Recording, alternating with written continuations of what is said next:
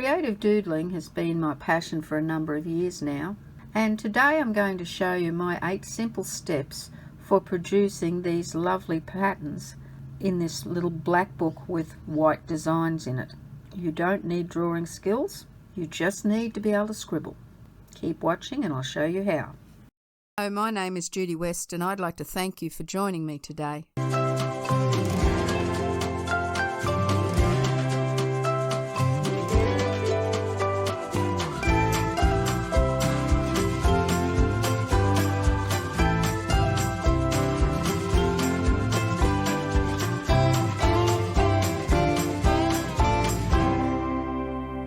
This little book that Diane Reevely puts out, and it's all black pages and they're quite good quality paper, and I've decided I'm going to fill it with black and white designs and add some scripture verses to those. So I'm just going to give you a quick look at those designs first that I've started doing, and then I'm going to show you the method in which I use to develop these designs.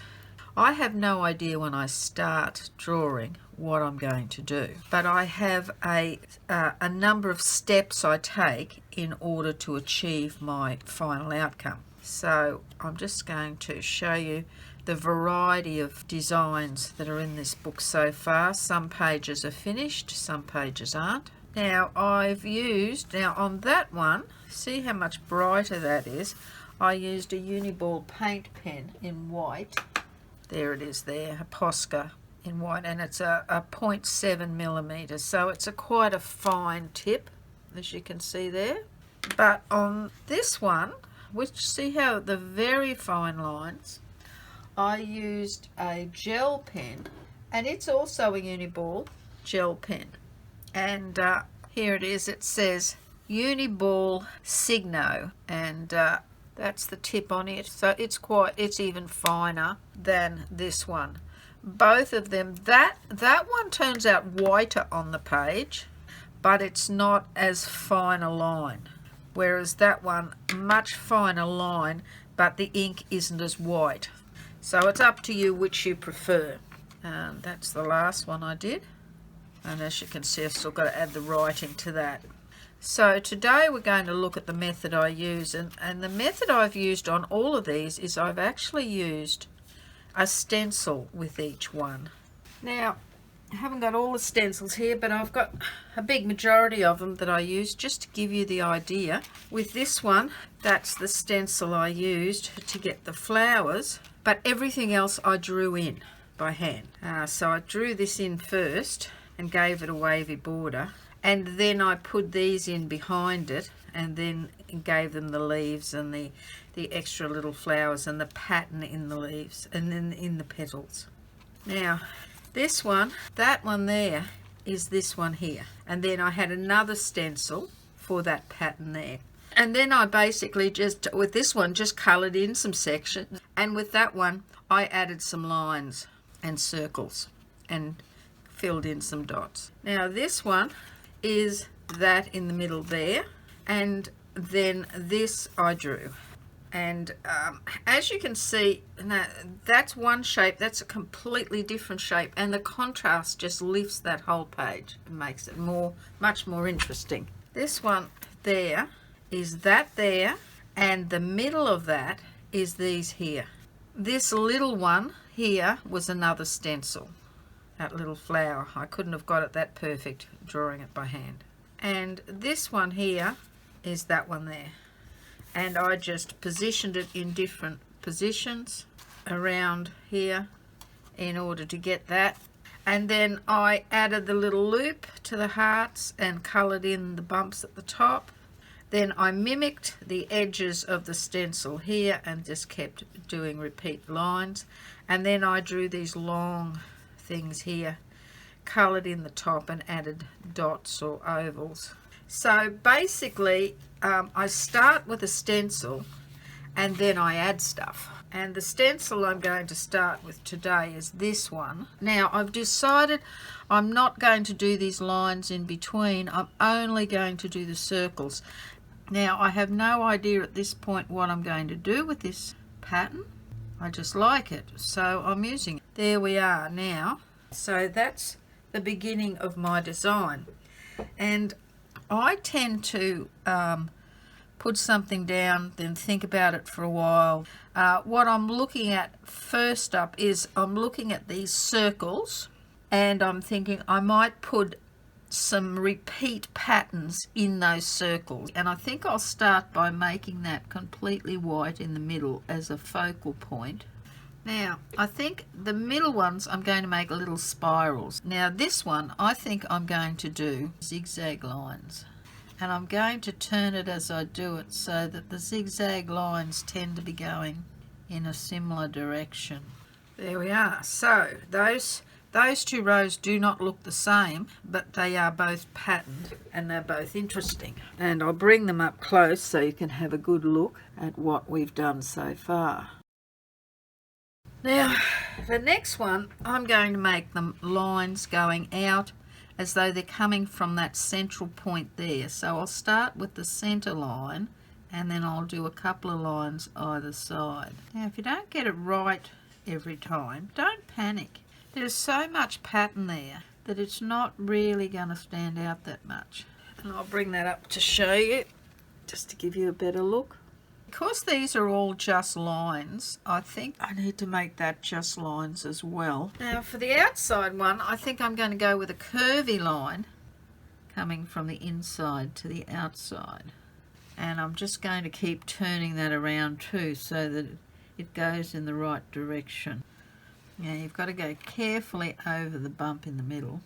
I go to the edge and then I stop and start on the other side. I've decided I'm going to do a line in this row linking one circle to the other. So I'm going to come around that and down and around that.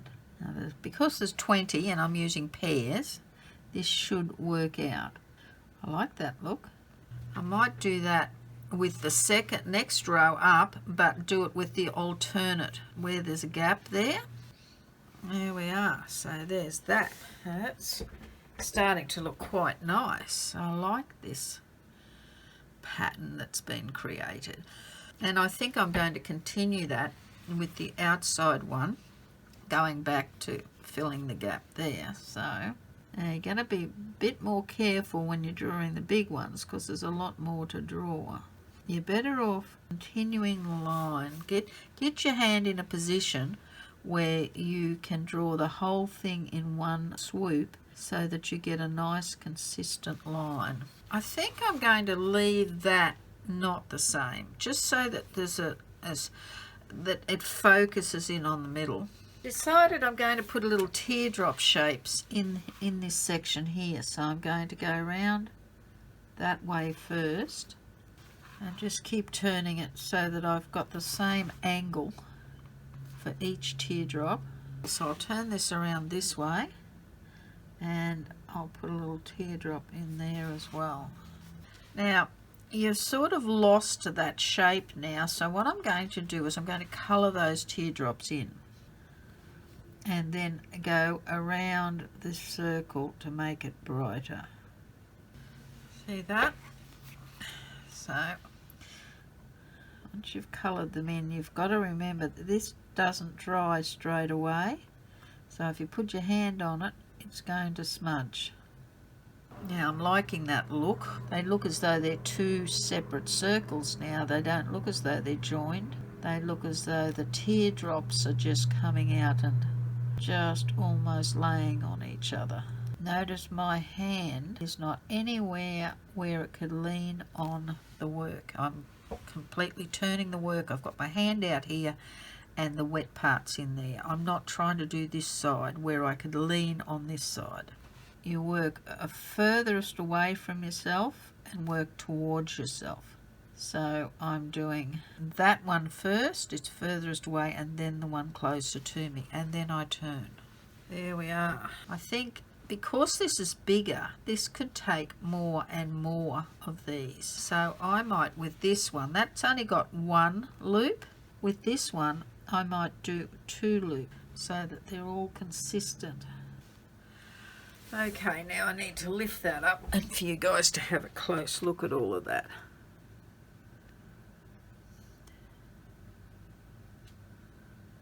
just to give you an idea of what's happening. I'm going to turn it around the other way and do the same double loop. So although these two aren't exactly the same, they're similar enough that it's a consistent pattern and it's not too busy on the eyes. There we are. What I'm going to do is do them alternately first and see what that looks like. So I'm going to start on this side. I'm going to colour that one in, leave the next one and colour the next one, and go around the circle and get it nice and bright, and get these nice and bright.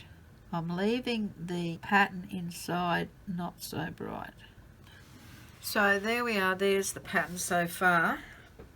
Now I'm coming around with the outside and we're going to put, I think, 3 in there. So let's see how we go. 1, 2, 3. Okay, I've decided to make the outside different in that I'm going to continue this line like that to start with. There we are. Now what I'm going to do is I'm going to go on this and do the 3 on the side where there isn't that. So this is going to go around like this. Now I need to be careful because my hand feels more comfortable doing it in this position, but I don't want to lean on what comes on the other side, so I'll have to be careful there. Hopefully it should be dry enough by the time it reaches the other side. There we are. Now there's that. Now that's interesting too. So it's similar to these, but it's not exactly the same as these. Now I've been trying to work out what to do with this, and I've pulled out this little stencil that I used there, and I quite like the different size dots and that shape, but I'm not going to do that again. But what I might use the dots down here, and I'm going to have those dots coming from there to there, in between, in the space between. I'm going to have a little one and then a big one. I'll just work out the spacing and then just do that, and then come around here and do the same thing again. I might space them out so that one there and then this one over here, so it's every second set. That's quite an interesting little pattern. Now I was looking at this and I was thinking, let's get away from perfectly geometrical on the outside and let's have things sort of floating around in different directions so that they're a contrast from this perfectly symmetrical circle. So I thought we might have these leaves growing out in different directions from this dip here. We put that there. Now this is more going to be random, it's not going to be perfectly symmetrical. So if that's there, and then I'm going to have that continue round in there, like that. And then I might have this going up here, not quite perfectly in the corner, but just off to one side, and have this coming around here like this. And then we might take this one over here, just make sure it's not going to touch the wet bits. Oh, they're dry now. Bring that over there like that, and have this coming down and around like that. So it's a nice curvy look to it still. Let's go to not this one but this one and do a similar thing.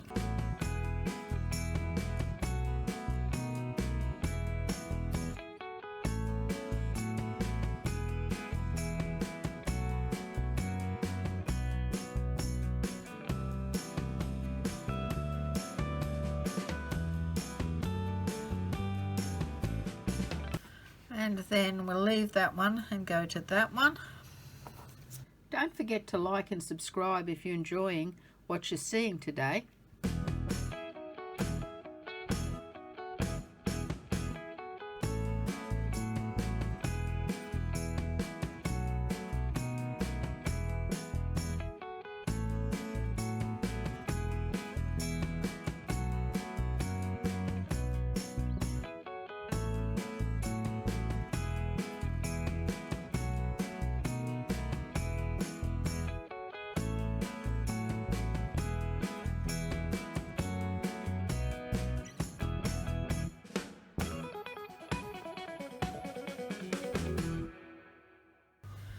Alright, so we've got those three, and now we need something in between. While I'm thinking about that, I'm going to put a vein coming up the middle and all the way to the end of the leaf, like that.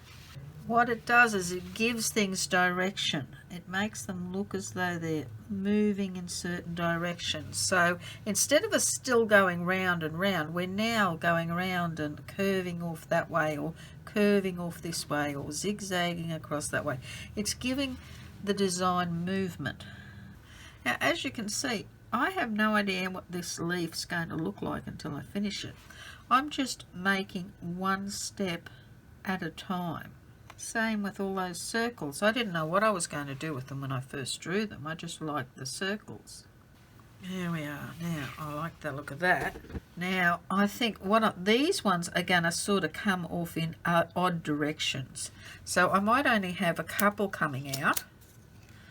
Not three. That's got three, but I might just have two coming out, but just filling the space somewhere. So I might have this one coming up this way, make them full leaves, and that one coming off, and I'll bring that around like that and bring that one, I think, up there as though it's going off like that, so it fills the space, and then I can continue the veins on these as well.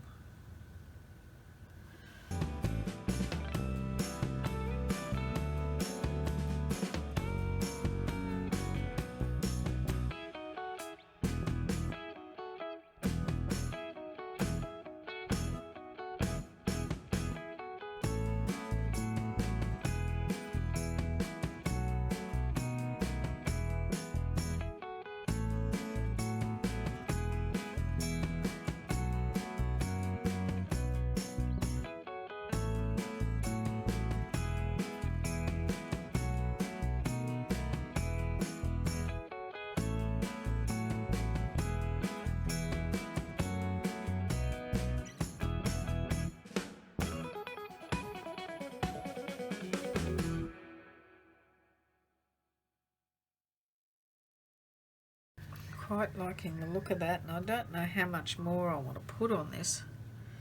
That's always the problem too. You don't want to overdo it. I think I'll do spirals in these as well. Yep, I like that.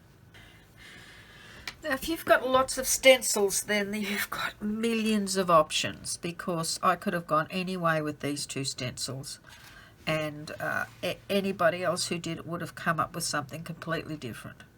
There's no right or wrong. It's just, as you look at it, you think, oh, I'll try that, or oh, no, I won't try that. But think about it first. You need contrast. You need light and dark.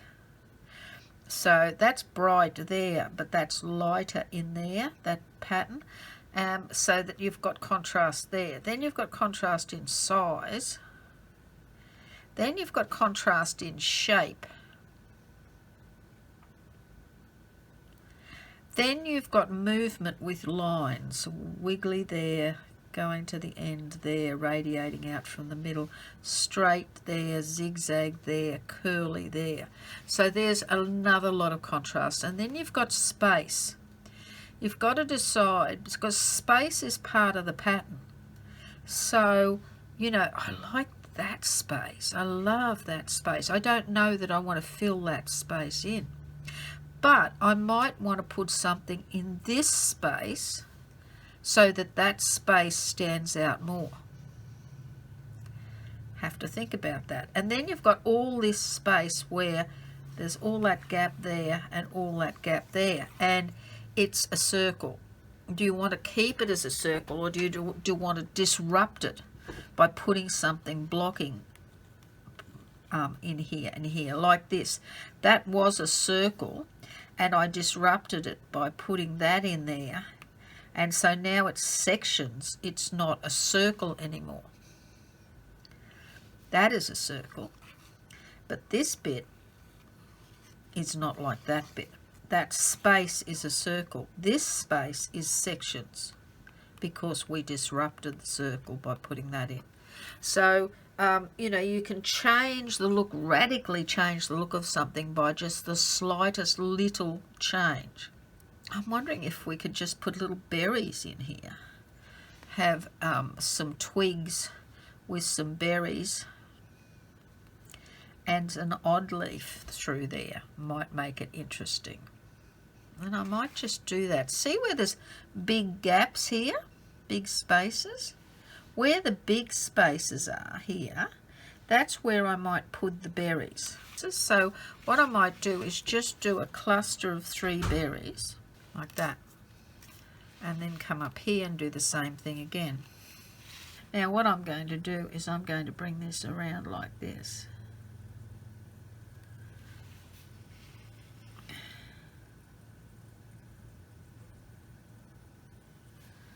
Like that.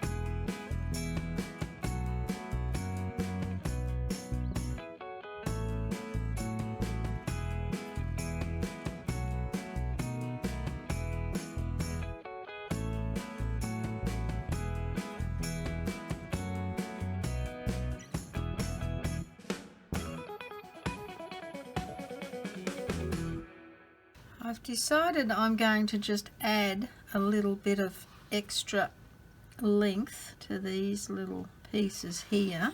If you've got any questions about what's happening in this video today, please put it in the comments below and I'd be happy to answer your questions.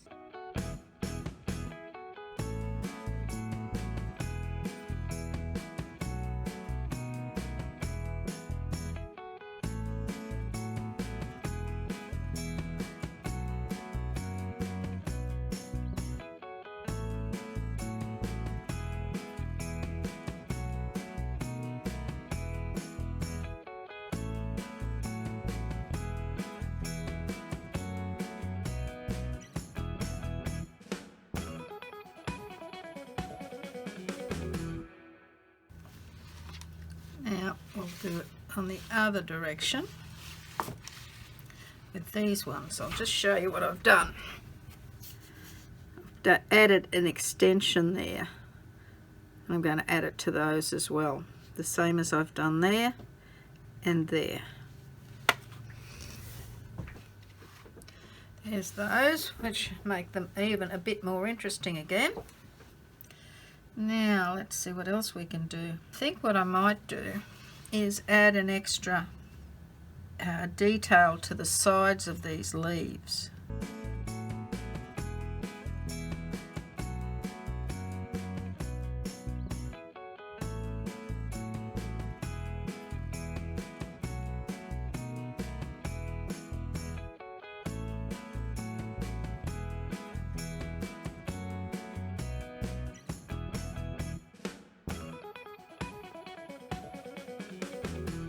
There we are, so there's the leaves, and I think what I might do is just do that.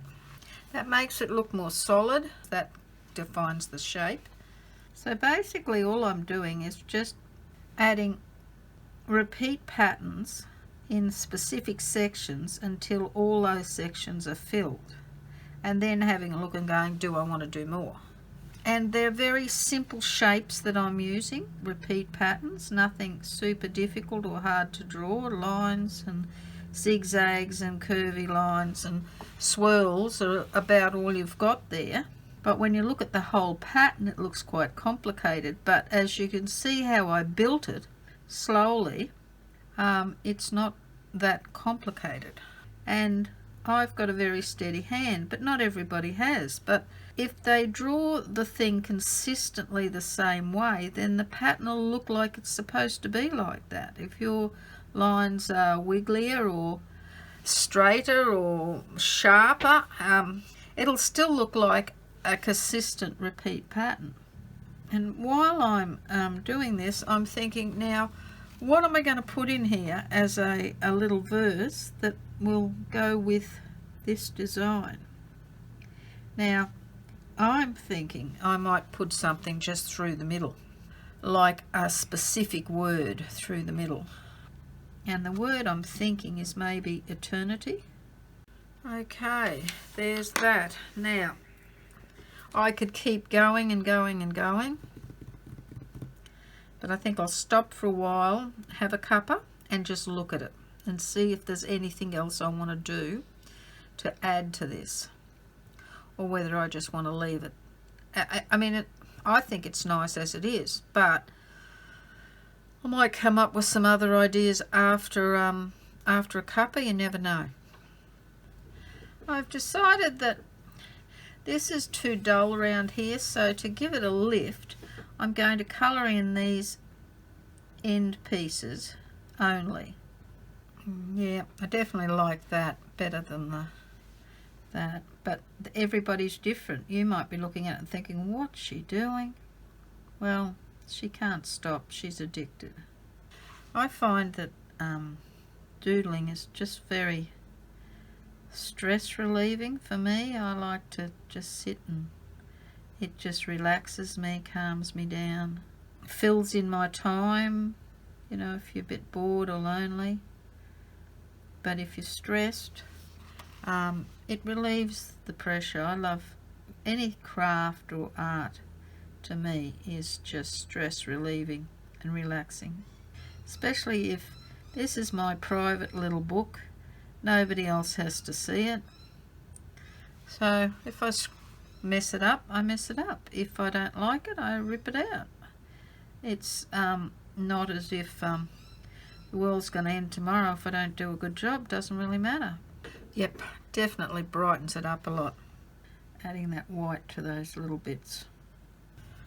Okay, that brightens that up a lot. I think, yes, I love the improvement there. That's made a huge difference. Now, do I need to do any more? That's the question.